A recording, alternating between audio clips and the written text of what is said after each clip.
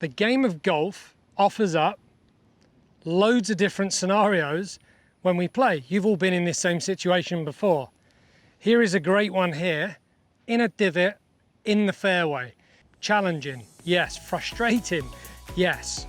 But there's a certain way you can play this shot to make it a little easier. So we have to hit this ball pretty steep into the back of the ball, with that ball position being moved back. So therefore what I'm trying to do from that position is that ball position slid back. We're actually going to take quite a steep angle of attack, keeping some weight on this lead leg, and hopefully it's still gone to your intended distance towards the flag. Do you know, it felt great. I've actually hit ball first. The ball was actually kind of resting in this position. You could see that I struck it right where the ball was lying. Yes, you end up gouging and taking a much bigger divot, but that's also fine. As long as you hit that ball first, you're going to find yourself in a position where you're going to get closer to the pin from these type of lies. So it is frustrating, but you just have to get on with it. It's part and parcel of the game of golf, and just know how to play from those lies. Okay, boys and girls, you've all been in this position before.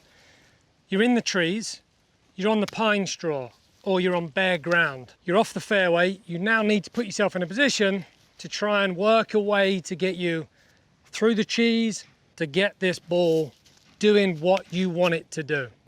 We've got to hit this ball low enough where it doesn't rise and clip these branches, because you're going to be in all sorts of a mess.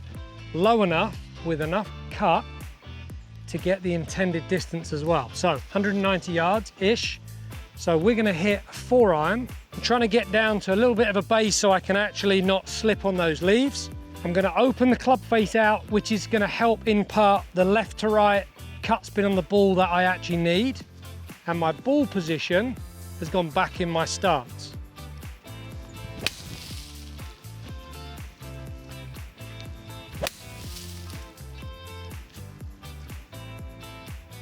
Now that ball's chased up right on the front of the green, and you've executed a nice recovery shot to hopefully put yourself in position to up and down, to make par, get on the front of the green, get out of there without making a big number. So club selection, visualize the shot you're going to play, work out what you need to do with the setup to create that ball flight so you don't hit those trees.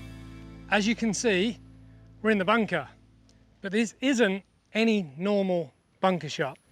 This is the dreaded plug lie. How do you get this out where you can try and save par? I'm going to show you. That basically what you're going to try and do is the velocity and the speed of the club face that enters the sand is literally going to be the one thing that pops this ball up.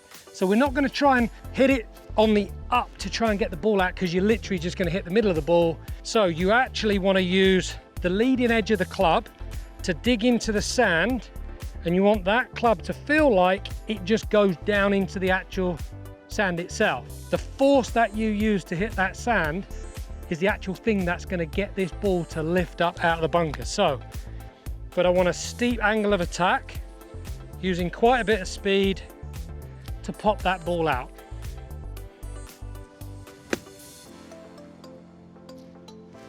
So as you can see, it's an explosion into the sand.